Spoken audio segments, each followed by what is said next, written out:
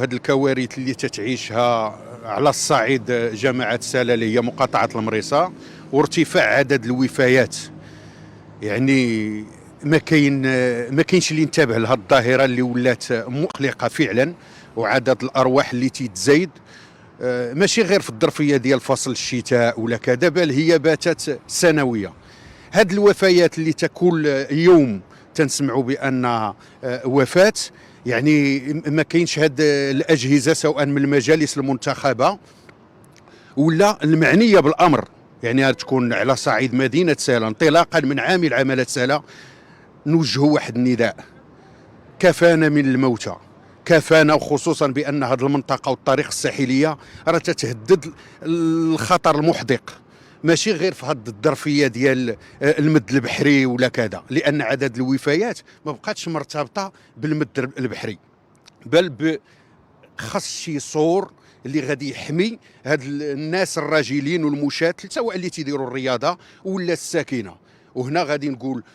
على ما تنظن ما يناهي السنوات سنتان وتهيئ ضفه ابي رقراق انتبهنا بان الرباط صوبوا الحواجز الحديديه في الطريق ديال البحر ديالهم، الشيء اللي ولا تيخلي الناس ينتبهوا بان هذا الشيء راه ماشي ارواح، راه ماشي يعني ما نبقاوش نديوها في البنيان وحنا ما نساو الانسان، لان الجوهر هو الانسان. يعني خص الجهات المعنيه وخصوا بالذكر المجالس المنتخبه،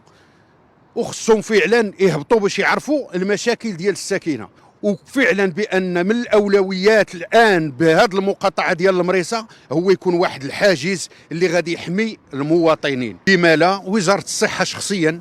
تكون بعض النقط اللي خاصه بالمرضى النفسانيين ما فيها والو، على ما تنظن بما ان ما كاينش فضاءات اللي تكون يجيو يحطوا شي سطون هنا ولا في بعض الاماكن، خاصه في الشريط الساحلي اللي تتكون تتعرف الحالات النفسيه نتاع بعض الاشخاص، لان تاكد من طرف الساكنه بان هناك عدد من الناس اللي تم